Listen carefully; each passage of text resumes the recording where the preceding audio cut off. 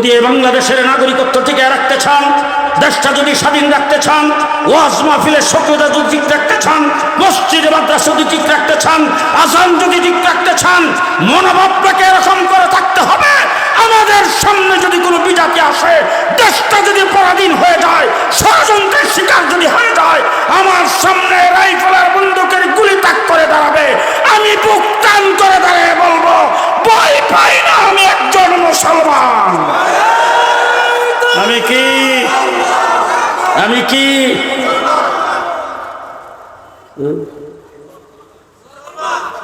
আস্তে করে আমি কি দাঁড়ায় বলতে পারবেন? বুকটান করে বলতে পারবেন? জীবন দিয়ে দেব, ইসলাম দেব না। কে কে রাজি আছেন? হাত তুলে দেখান। জীবন দিয়ে দেব, ইসলাম দেব না। কেল্লা কাটায় দেব, ঈমান দেব না। রাজি আছেন?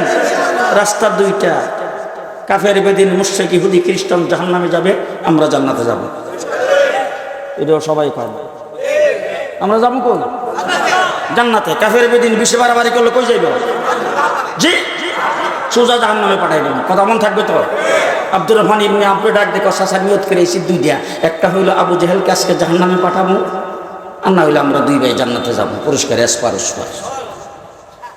এখানে বসে দেখলাম হ্যান্ডবিলের মধ্যে লেখা যুব কাফেলা। দুই একটা কথা আমি আপনাদের সামনে। ইসলামের প্রথম যুদ্ধ বদরের যুদ্ধ। মুসলমানের সংখ্যা 313। কয়জন? সবাই অস্ত্রে শস্ত্রে সজ্জিত। কিছু আপনারা কইেন, কিছু আমি কই। অস্ত্র আছে। গোড়া হইল 2টা, তলোয়ার হইল 8টা। যে 313 জনের 8টা তলোয়ার বাক করলে জনে কয়টা করে পড়ে?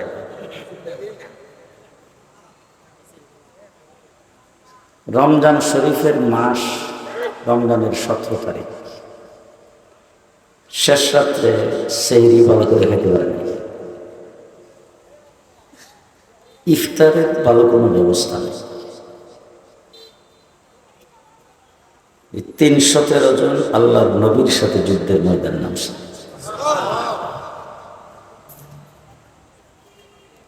রাসূলুল্লাহ সাল্লাল্লাহু আলাইহি ওয়াসাল্লামের দরবারে ছোট ছোট 2টা বাচ্চা দিয়েছে। হুজুর বলছেন সবাই কাতার সোজা করে রাখো, যারা মাফে পড়বে এদেরকে যুদ্ধে নেওয়া যাবে, মাফে না পড়লে নেওয়া যাবে না। কাতার দিলে সব দাঁড়াইছে। হুজুর এক সাইডের থেকে চেক করা শুরু করছে। একজন বড় ভাই আর একজন ছোট ভাই। বড়টার বয়স 10, ছোটটার বয়স 8। মুক্তিযুদ্ধ করছে তো, এ বাচ্চা যুদ্ধ করতে পারে? বড় ভাই খারাইছে আগে, ছোট ভাই খারাইছে কয়েকজনের পরে। হুজুর চেকিং করে সামনের দিকে এসে দেখে বড় ভাই জিগা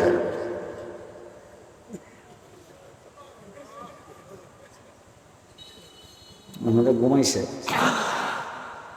পায়ের আঙ্গুলের উপর বর করে উৎসাহে দাঁড়াইছে।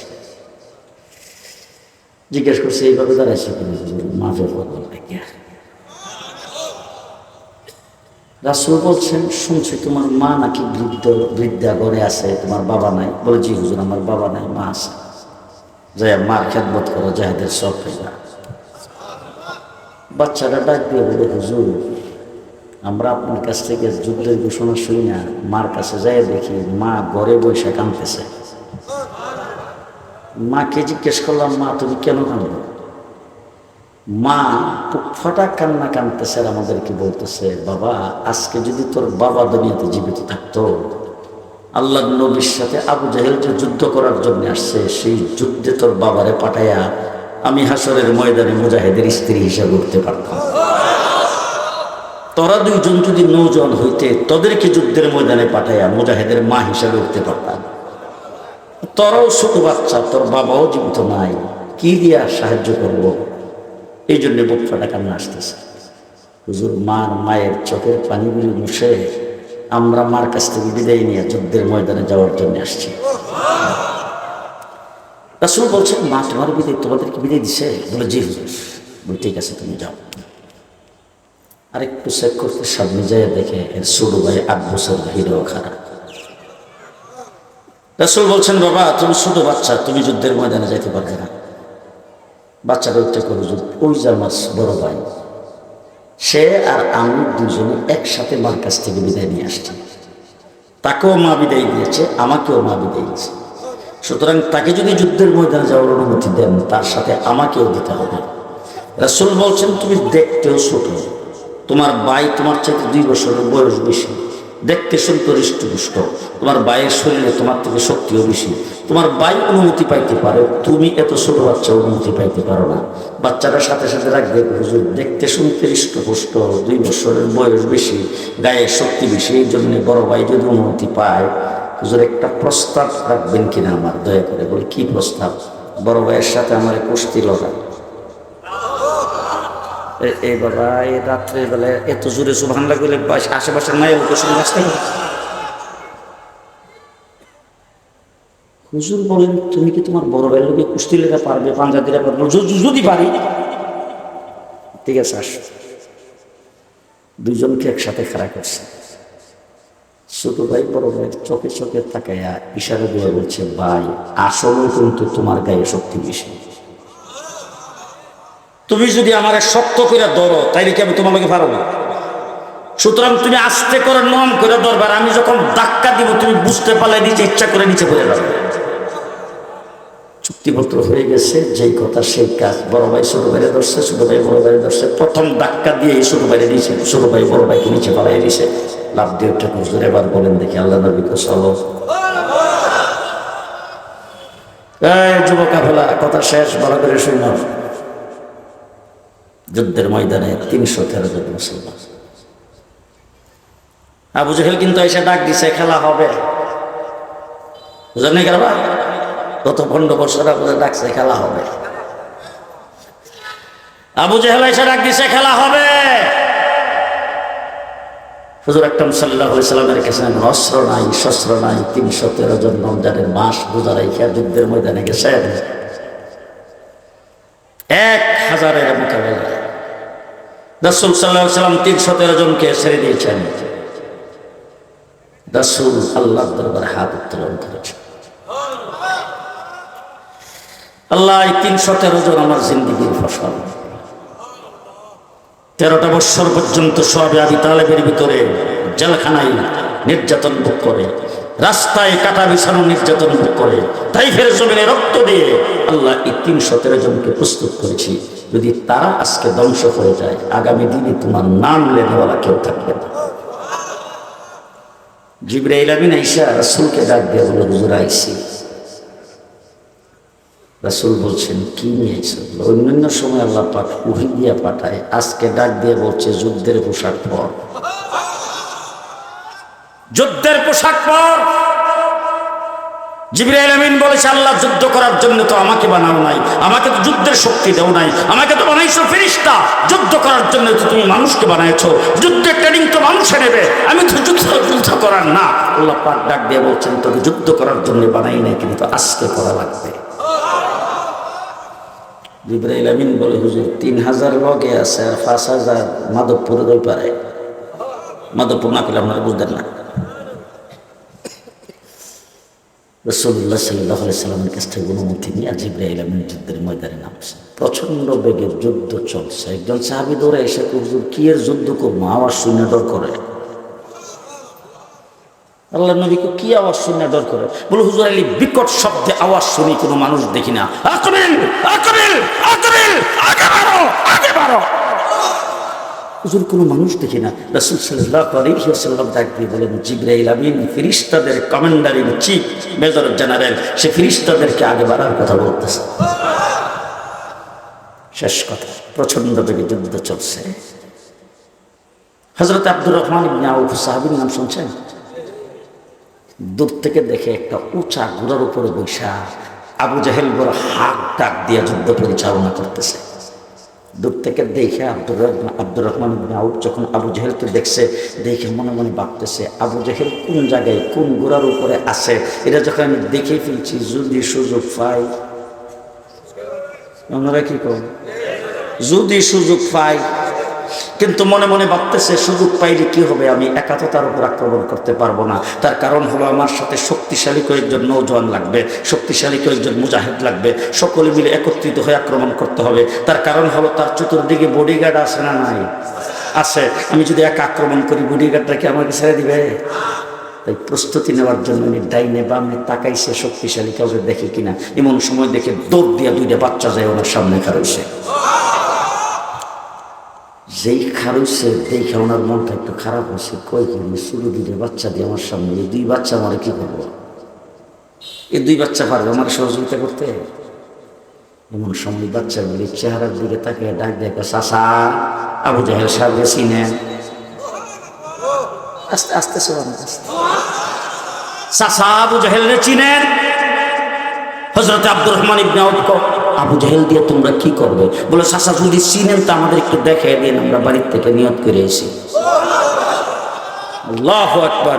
বাড়ির থেকে নিয়ত করে আসছি। আব্দুর রহমান ইবনে আউফ জিজ্ঞেস করছে, কি নিয়ত করে এসো? বলে দুইটা নিয়ত করছি, আজকে আমরা দুই ভাই আবু জাহেলকে জাহান্নামে পৌঁছাবো, আর সেই কাজটা যদি আল্লাহ আমাদের দ্বারা কবুল না করে, আমরা দুইজন ডাইরেক্ট জান্নাতে যাব। কাম কয়টা? হয়তো জাহান্নামে আবু জাহেল যাবে, নাইলে আমরা, হ্যাঁ আমাদেরও কাম দুইটা। মন থাকবে? মন থাকবে? কাফের বেদিন হয়তো জাহান্নামে যাবে, নতুবা আমরা জান্নাতে যাব। দ্বিতীয় কোনো রাস্তা নাই। কথা কয় না? খুব ফুরফুরে মেজাজে আছেন আপনারা। এখানে দাঁড়ানো বসা অবস্থায় মাওলানা ওয়াজেদ আলী সাহেব মাহফিলের ইন্তজাম করছেন, প্রতি বছরই এরকম ইন্তজাম করে। আপনারা এখানে ওয়াজ শুনতে আসেন। আমার আগে একজন ওয়াজ করছে খুব সুন্দর ভাষায়, আমি এখন এলোমেলো কথাবার্তা বলতেছি, এগুলো শুনতেছেন। সামনে ওয়াজের বড় বড় জাহাজ আইতেছে, শুনবেন। রাত্রিবেলা ওয়াজ শুনে বাড়িতে যাবেন, ঘুমটা আরামের হবে। মসজিদে যান, মসজিদে আজান হয়, নামাজ পড়েন, কত আরাম। আরামের পেছনে একটা কারণ আছে। আমরা যে ব্যক্তি দিয়ে দাঁড়াই বলি শাহজালালের দেশ, শাহপরানের দেশ, বড় হুজুরের দেশ। হ্যাঁ, আমার দেশের মাটির নিচে শাহজালাল শুয়ে আছে, বড় বড় আল্লাহর ওলিরা শুয়ে আছে, আছে না? এখন আমি জিজ্ঞেস করতে চাই, এইগুলি বইলা যে আমরা খুব আত্মতৃপ্তি গ্রহণ করি, ফিলিস্তিন কার দেশ? যে কমপক্ষে ৭০,০০০ নবী জন্মগ্রহণ করেছেন ফিলিস্তিনে। ফিলিস্তিনের মাটির নিচে হাজার হাজার নবী রাসূল শুয়ে আছে। সেখানে আজকে কোনো বাচ্চা নিরাপদ? কোনো মা নিরাপদ?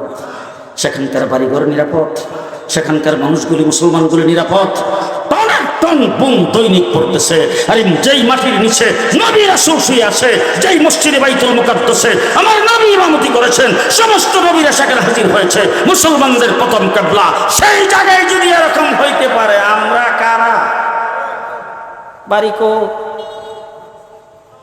বাংলাদেশ? পশ্চিম দিকে কি? পশ্চিম দিকে ভারত, দক্ষিণ দিকে বঙ্গোপসাগর, উত্তর দিকে, পূর্ব দিকে আসি কই আসি? যেই ফেসিবাদ বাংলাদেশের জমিনে এমন কাণ্ড বসাইছেন, পৃথিবীর কোন রাষ্ট্র তাকে জায়গা দেয় নাই। এই কথা যদি এখন তো আসতে কয়, সে কাওয়াকাদের দলের লোক। কথা কি বুঝাইতে পারতেছে? আমেরিকা তার ছেলে ওই দেশের নাগরিক, বিয়ে করছে আহলে কিতাব। আহলে কিতাব সাদা চামড়ার খ্রিস্টান বিয়ে করেছেন, সেই দেশের নাগরিক, সেখানে বড় হয়েছে। আমেরিকা নেওয়ার জন্য কম চেষ্টা করে নাই, direct replace. Get out. Britain, ইংল্যান্ডে, লন্ডনে তার বোনের ঘরের ভাগ্নি হলো সেখানকার মন্ত্রী। বাংলাদেশের দুর্নীতির কারণে তার মন্ত্রিত্ব গেছে। সেও চেষ্টা করেছেন তারা খালাকে নেওয়ার জন্য, স্থান পাই নাই। কানাডায় চেষ্টা হয়েছে, অস্ট্রেলিয়ায় চেষ্টা হয়েছে, পৃথিবীর বিভিন্ন দেশে, কেউ যাকে জায়গা দেয় নাই। কে জায়গা দিয়েছে? আমরা খুব বড় অন্তরঙ্গ বন্ধু ঘুমাইছে, অন্তরঙ্গ বন্ধু। আর সেই জায়গায় তার চেলা চামুন্ডা মন্ত্রী এমপি যারা ছিল তাদেরকে নিয়ে কত জামায়া দূরে বড় বড় অট্টালিকার বালাখানায় তারা সেখানে বসবাস করে। ওই জায়গার থেকে বাংলাদেশের বিরুদ্ধে ষড়যন্ত্র করছেন। যদি এই বাংলাদেশের নাগরিকত্ব টিকে রাখতে চান, দেশটা যদি স্বাধীন রাখতে চান, ওয়াজ মাহফিলের সক্রিয়তা যদি ঠিক রাখতে চান, মসজিদে মাদ্রাসা যদি ঠিক রাখতে চান, আযান যদি ঠিক রাখতে চান, মনোভাবটাকে এরকম করে থাকতে হবে। আমাদের সামনে যদি কোনো বিজাতি আসে, দেশটা যদি পরাধীন হয়ে যায়, ষড়যন্ত্রের শিকার যদি হয়ে যায়, আমার সামনে রাইফেলের বন্দুকের গুলি তাক করে দাঁড়াবে, আমি বুক টান করে দাঁড়িয়ে বলবো, ভয় পাই না, আমি একজন মুসলমান। আমি কি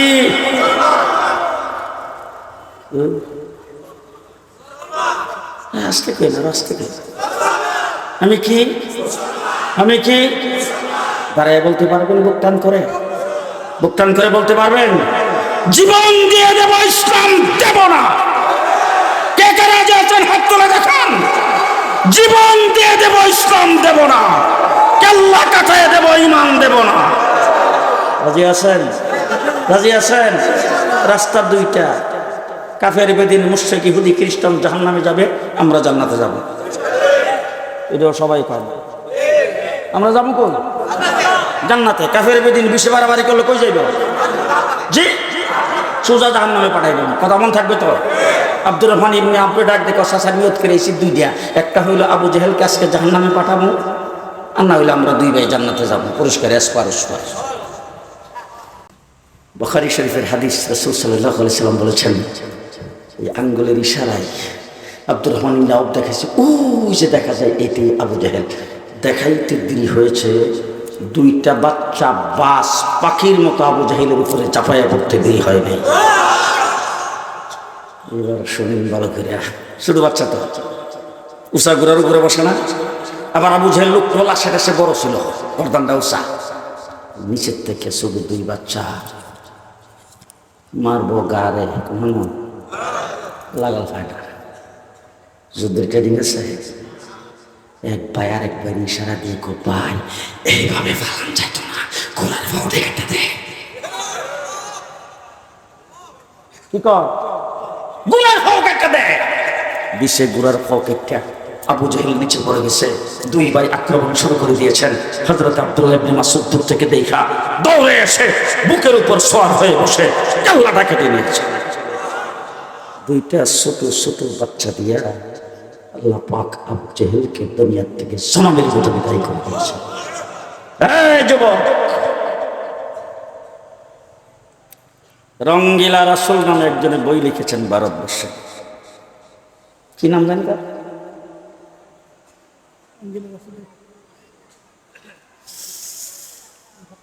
রঙ্গিলা রাসূল নামটা মনে হইতেছে আমার। একজন ব্যক্তি বই লিখছে, একজন বুজুর্গ ব্যক্তি রাত্রেবেলা স্বপ্ন দেখছে মুহাম্মদুর রাসূলুল্লাহ সাল্লাল্লাহু আলাইহি সাল্লামকে আল্লাহ রাসূল বলতেছেন যে, তোমাদের মা উম্মাহাতুল মুমিনিনদের ইজ্জতের উপর যারা আক্রমণ করেছে, বই লিখে তোমরা চুপ করে বসে আছো। বুজুর্গ ব্যক্তি মিটিং ডাকছেন, উলামা ইকরাম সেখানে জমা হয়েছে, আলোচনা হচ্ছে, কর্মসূচি দেবে। একটা যুবক ওই মিটিংয়ে বসা, নাম তার আলিমউদ্দিন। চুপচাপ, কাউকে কিচ্ছু বলে নাই, সোজা বাড়িতে চলে গেছে। যায় একটা ছুরি লইয়া দাঁড় দিতাছে।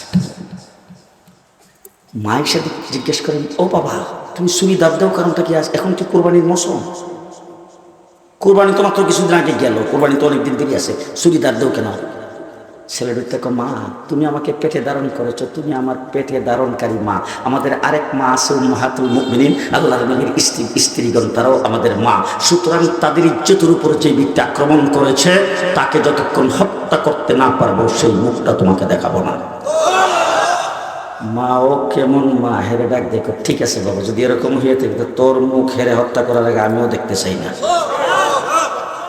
ছুরি ধার দিয়ে নিয়ে চলে গেল, যাইয়া ওই যেই দোকানে যেই প্রকাশনার থেকে বইটা ছাপা হয়েছে সেখানে দাঁড়াইছে কাস্টমারের মতো। কথা বুঝেন তো? এখন দোকানের মধ্যে যদি দরজায় দেয় কোন কাস্টমার যায়, তো দোকানদার উঠে কি করে, ভাই কি চাইলেন? তো হে নিজেই দোকানে বসা ছিল, ওইটা কি চাইলেন? তো বইটা দেখায় বলছে ওই যে বইটা না সামনে দিছে, পরে বইটা উল্টায় পাতা উল্টায় দেখতেছে আর বলতেছে বইটাকে আপনি লিখছেন? বলছে জি। নিশ্চিত হয়ে রইল আর কি, বইটাকে আপনি লিখছেন? বলে হ্যাঁ হ্যাঁ আমি লিখছি। ও খুব সুন্দর লেখছে। এই কথা কইয়া পকেট থেকে ছুরিটা খুইলা জাগা মতন লুকাইয়া দিয়া জাগাই শেষ। প্রত্যক্ষদর্শী উকিলরা বলেছেন সাথে সাথে সে বাগতে পারত, কিন্তু স্টিল দাঁড়াই আছে। থানার থেকে পুলিশ আসছে, এসে থেকে গ্রেফতার করছে। তারপরে সে বলছে সুস্থ মস্তিষ্কে সজ্ঞানে নবীর দুশ্মনকে হত্যা করেছে। নিয়ে গেছে তাকে জেলখানায়, কোর্টে মামলা হচ্ছে। আমার বাংলাদেশের শেরে বাংলা একে ফজলুল হক তার উকিল ছিল। আমার ভাইরা শেষ পর্যন্ত তার ফাঁসির আদেশ হয়েছে। উকিল সাহেবেরা সবাই যাইয়া তার মার কাছে গেছে, যাই বলছে যদি আপনি একটা কাগজের মধ্যে আমরা লিখে দেব যে আমার ছেলে, একমাত্র ছেলে, এই ছেলেটার হায়াত ভিক্ষা আমি চাই, যদি এই কথাটার মধ্যে আপনি সই করে দেন তাইলে আমরা কোর্টে মুখ করে তার ফাঁসির থেকে অন্তত যাবজ্জীবন করাই দেব। মা বলছে ছেলে একটা যদি আরো কয়টা থাকতো। আশেকে রাসূলের অভাব নেই আমাদের বাংলাদেশে। রবিউল আউয়াল মাস আইলে দেখা যায় জিলাপির দাম আর ডাইলের দাম কেমনে বাড়ায়। খালি বাংলাদেশের আশেক হইলে মন্ডারে বুঝাইতাম বিশ্ব আশেক। 3.5 হাত বুড়ির মধ্যে বুম মারলে নবীর একটা সুন্নত নেই। রবিউল আউয়াল আশেক বড় আশেক কারে কয়? উকিল সাহেবেরা যায় সাক্ষাৎ করেছেন জেলখানায় তার সাথে, যেদিন ফাঁসি হবে তাকে যাই বলছেন বাবা একটা কাগজের মধ্যে আমরা লিখে দেব তাকে হত্যা করার সময় আমার ব্রেইনটা বেশি ঠিক ছিল না, আমি কি করছি বলতে পারি না, এই কথাটার মধ্যে তুমি সই করে দিলে আমরা কোর্টে সেটাকে দিয়া তারপরে তোমাকে অন্তত যাবজ্জীবন করাবো, এরপরে কিছুদিন পরে তুমি আস্তে আস্তে বের হয়ে যাবে, তোমার মতো একজন মুজাহিদ আমাদের মুসলমানদের জন্য দরকার। এই কথা যখন বলছেন তখন ওই ছেলেটা বলতেছে আমাকে এই কথাটা বলাইবার জন্য আপনারা আমাকে আমার কাছে লিখে দিবেন আর আমি সই করে দেবো। জেনে রাখেন সুস্থ মস্তিষ্কে সজ্ঞানে আমি নবীর দুশ্মনকে, আমার মাদের দুশ্মনকে হত্যা করেছি। যারা আমার মাদের ইজ্জতের উপর আক্রমণ করেছে তাকে আমি হত্যা করেছি। এটা ফাঁসির মঞ্চে যায় বলবো। তবে আজকে আমাকে বাঁচাইবার জন্য আপনারা এসেছেন, আজকে আমার পক্ষে মুখ করার জন্য আপনারা এসেছেন। শুনে রাখেন উকিল সাহেবানরা, আমি রাত্রের বেলা আল্লাহর নবীকে স্বপ্ন দেখেছি হুজুর আমার জন্য অপেক্ষা করছে, আর হযরত আয়েশা সিদ্দিকা উম্মাহাতুল মুমিনিন খাদিজাতুল কুবরা আমার জন্য ফুলের মালা নিয়ে দাঁড়ায় আছে। ও যুবক ভাইরা, এই দিন আমাদের কাছে আমানত, দিন আমাদের কাছে আমানত। আমার চোখের সামনে দিনের সামান্যতম ক্ষতি হবে, আমি যদি বরদাস্ত করতে পারি ইমানদার নয়। ইমান আছে তো সবার ভিতরে, রাখবো তো ইনশাল্লাহ, কথা দিয়ে আসতে রাখবো তো ইনশাল্লাহ। যতদিন দুনিয়াতে বেঁচে থাকি মুসলমান হইয়া বেঁচে থাকবো, সবাই কয় না, যতদিন দুনিয়াতে বেঁচে থাকি মুসলমান হইয়া বেঁচে থাকবো, যেদিন দুনিয়ার থেকে চলে যাব মুসলমান হইয়া কবরে যাব। বলেন বলেন বলেন বলেন বলেন বলেন, পারবেন তো ইনশাল্লাহ, পারবেন তো ইনশাল্লাহ। সুতরাং বাংলাদেশে গত 15 বৎসর মুক্তিযুদ্ধের চেতনার দোহাই দিয়ে গত 15টা বৎসর পর্যন্ত আমাদেরকে মৌলবাদী বলে গালি দিয়ে ইসলামকে এই দেশ থেকে ধ্বংস করার জন্য, উৎখাত করার জন্য এমন কোনো চেষ্টা নাই, করে নাই। আলেম ওলামায়ে কেরামের বুকের উপর গুলি চালাইছে। আজকে তারা বাংলাদেশ থেকে ছাত্র জনতা সর্বস্তরের মুসলমানের আন্দোলনে বিদায় হয়েছে। আগামী দিনে দেশ হবে ইসলামের বাংলাদেশ, ইসলামের বাংলাদেশ, ইসলামের বাংলাদেশ। কে কে রাজি আছেন? কে কে রাজি আছেন? রাজি আছেন সবাই? রাজি আছেন সবাই? এবার আমি একটা জিনিস আপনাদেরই বলতে চাই, আপনাদের এখানে মসজিদ আছে তো? মসজিদে মুয়াজ্জিন বোধ হয় 50 জন। কজন? 10 জন? কজন? একজন। জুমার নামাজের আজান দেয় কজন? একজন মসজিদে নামাজ পড়তে যায় অন্তত 500, একজনে আজান দিছে, কজন গেছে? 500 জন গেছে। তাহলে আজান দেওয়া কিন্তু একজনের, কথা কয় না, ঠিক না? বাংলাদেশের সংসদে 300 আসন, মহিলা টহিলা মিলায় আর এখন যা আলাপ আলোচনা শুনতেছি আগামীতে 400 450 হইব। হ্যাঁ, তো এতগুলি আসন যে সবাই যে ওখানে বইব বইয়া রাষ্ট্র চালাইবার জন্যে, এখানে আজান দেওয়ার কোনো দরকার নাই তো। আজান দেওয়ার দরকার আছে? এখন আমরা 3 4 5 জন 7 জন 10 জন আমরা যদি নির্বাচিত হইয়া যদি সংসদে যাই, গেলে পরের দিন তো চুরি করলে হাতটা কেটে দেব, সম্ভব? আমরা 8 10 জন 12 জন সংসদে গেলে আমরা পরের দিন চুরি করলে হাত কাটার আইন করতে পারবো না, ইসলামী হুকুমত কায়েম করতে পারবো না, কোরআনী শাসন কায়েম করতে পারবো না। তবে আমরা সেখানে যাব কি জন্যে? একটা আজান দেওয়ার জন্যে। যারা রাষ্ট্র পরিচালনা করবা, ইসলামের বিরুদ্ধে কোনো পদক্ষেপ নিতে চাইবা, কাউকে ছাড়া হবে না। এটার দরকার আছে না? আছে তো। মুফতি ফজলুল আমিন সাহেবের নাম শুনছে না করা? দেখছিলেন কেউ? মুফতি আমিন সাহেব সরাইল আশুগঞ্জ ব্রাহ্মণবাড়িয়া থেকে নির্বাচন করে এমপি হয়ে গেছিল সংসদে। মদ নিষিদ্ধের ব্যাপারে উনি সেখানে কথা বলেছেন, ঘুষের বিরুদ্ধে কথা বলেছেন। অর্থমন্ত্রী দ্বারাই বলছিল, মাননীয় স্পিকার, যদি সুদ হারাম হয়, সত্যি যদি হারাম হয়, যে খালি যদি কইছে, আমি হিসাব উঠতে দাঁড়াইছি, মাননীয় স্পিকার, আমি নিশাবের যখন ফুল দিল, আমি নিশাব ডাক দিয়ে গেলে আল্লাহ পাক যেটা ঘোষণা করে হারাম করেছেন, অর্থমন্ত্রী যদি বলল যে, সাথে সাথে অর্থমন্ত্রী দ্বারা আই এম সরি। কথা বুঝছেন না বোধ? এরকম কিছু প্রতিবাদের জন্য, ইসলাম বিরোধী শক্তির উত্থান যাতে না হইতে পারে, ইসলামের বিরুদ্ধে যাতে কোনো পদক্ষেপ না নিতে পারে, এরকম কিছু কথা বলার জন্য ওখানে যাওয়া দরকার আছে তো। যে আল্লাহ তাবারক ওয়া তাআলা আপনাদেরকে তৌফিক দান করুন, আমাদেরকেও তৌফিক দান করুন। ভবিষ্যতে আপনাদের সাথে দেখা হবে ইনশাআল্লাহ। এটা কোন জায়গা? মাধবপুর। এটা মাধবপুর। এই আপনাদের পাশেই কিন্তু বুদুমটি, বেশি দূরে না, কাছে না দূরে? ওই এলাকার মধ্যে আপনাদের কোনো আত্মীয় স্বজন নাই? ছেলে বিয়ে করেছেন, মেয়ে বিয়ে দিয়েছেন, মামার বাড়ি, শ্বশুর বাড়ি, নানার বাড়ি নাই তো? আছে? যদি থেকে থাকে তাহলে আমি হিসাবের জায়গাটা আমি পূরণ করতে চাচ্ছি, আপনাদের সহযোগিতা চাই। আসসালামু আলাইকুম ওয়া রাহমাতুল্লাহ। আলহামদুলিল্লাহ, আমরা হযরতের কাছ থেকে গুরুত্বপূর্ণ আলোচনা শুনছিলাম। আল্লাহ তাআলা হযরতের হায়াতের মধ্যে বরকত দান করুন। সম্মানীয় উপস্থিতি, এখনই আজান হবে, আজানের পরে জামাত হবে। এর আগে